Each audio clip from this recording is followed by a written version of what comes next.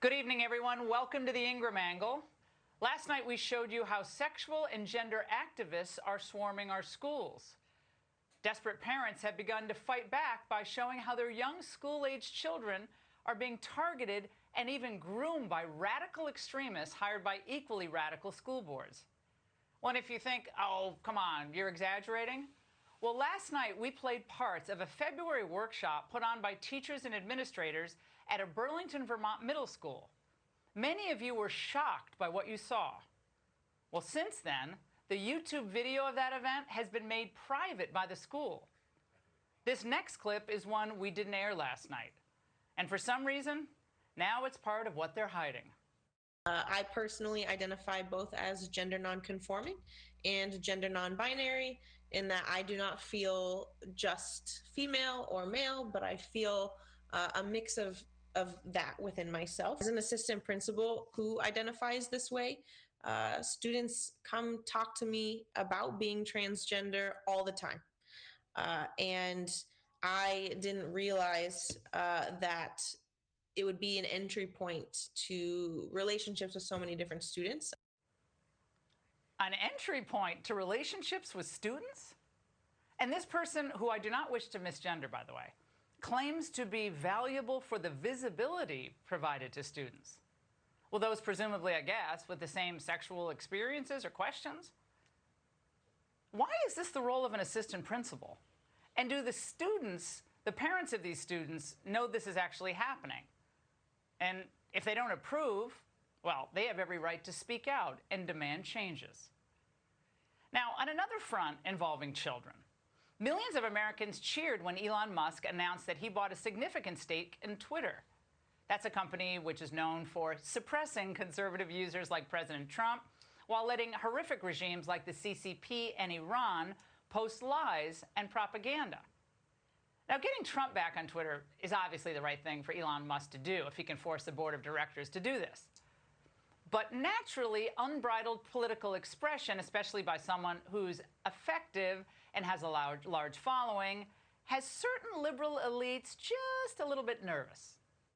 So if he doesn't like how a corporation operates, he just buys it? How much more evidence do we need that he's turning into a supervillain? How typically lame of the Trump-obsessed Boebert. Well, but the truth is, there's a lot more that Musk can do with his role at Twitter, and it involves our kids. And the perverted freaks, by the way, who want to exploit them. Now, right at this moment, Twitter is helping them advertise their fetishes and solicit children into sexual degeneracy. They've been rebranded as something called minor attracted persons, #MAP.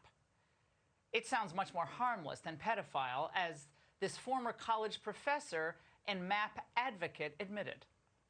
I use the term minor attracted person, or MAP, in the title and throughout the book for multiple reasons. It's less stigmatizing than other terms like pedophile. Using a term that communicates who someone is attracted to doesn't indicate anything about the morality of that attraction. Well, that's the whole point. They have their own acronyms, and they often use coded language to advertise their desires. These images and requests are too sickening and too graphic to recount and even show here. I don't want to give them any promotion. But I will say this: kids get drawn in. Some get exploited by the men and women who call themselves MAPs on Twitter. And others are drawn into the sex trade as young as 11 and 12. So why is Twitter allowing this? They suspended users who tweeted about Hunter Biden or early COVID therapies, but somehow they let these freaks slip through to destroy lives and innocence? Perhaps they fall back on the laughable defenses of the adults who feel the need to publicly tout their sexual attraction to children. Because the MAPs say these feelings are just feelings, they're not criminal. They say they were born this way, feeling this way, meaning sexually attracted to children. Well, this is absurd on its face. Twitter is the initial meetup place for many of them. It's also a platform used to normalize this. It's no more weird, they argue, than guys having a thing for, I don't know, ladies' feet. Elon, do the right thing.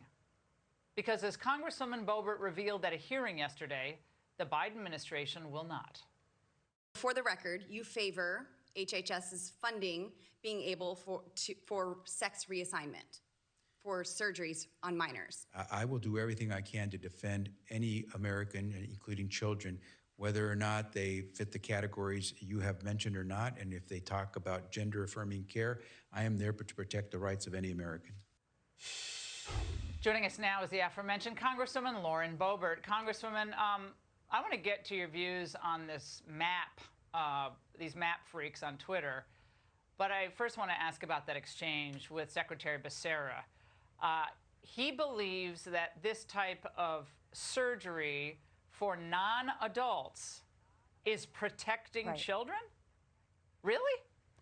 Laura, this is absolutely disgusting. And as you've stated on your show, this is not only repulsive, but it's child abuse. Secretary Becerra, he is a lawyer, he's a politician, he's a bureaucrat, and he is making these professions look bad. It is a sad day in America when the Secretary of Health and Human Services is using his position of influence to promote gruesome gender reassignment surgeries on children. Now, we know that his record is not very good. It's actually pretty pathetic on protecting children and parental rights. So when he came into our committee, I asked him about those things. I asked him if our tax dollars were going to these surgical gender reassignments on children, these gruesome gender reassignments.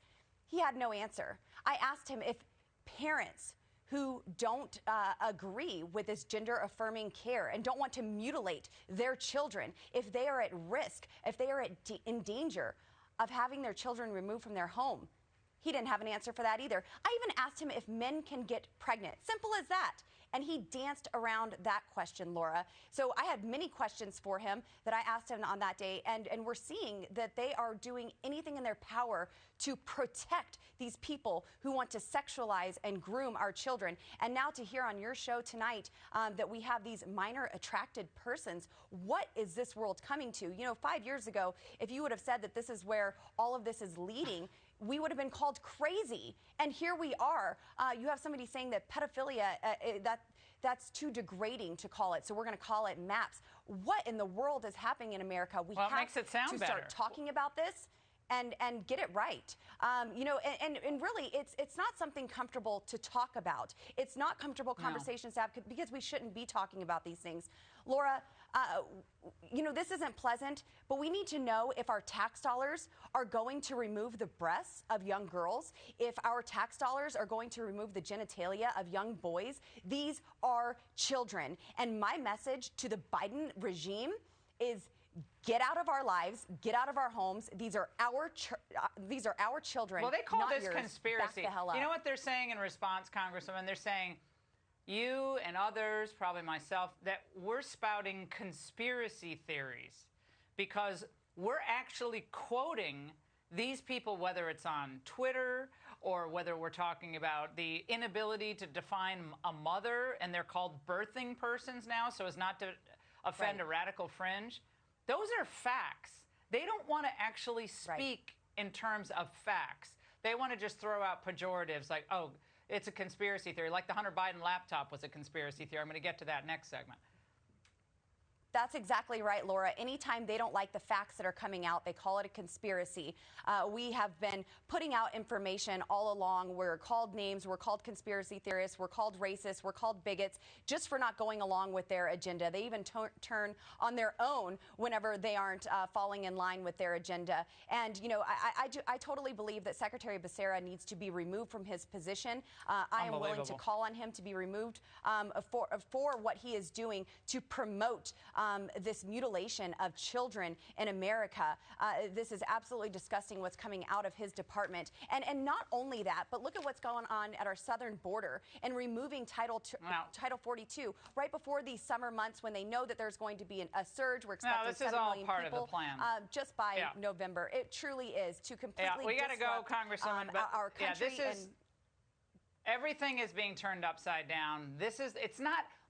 People don't understand. This isn't a this isn't some kind of weird like coincidence. This is all happening for a reason. Okay, this is their policy. Okay, Congresswoman, we appreciate you joining us. Thank you.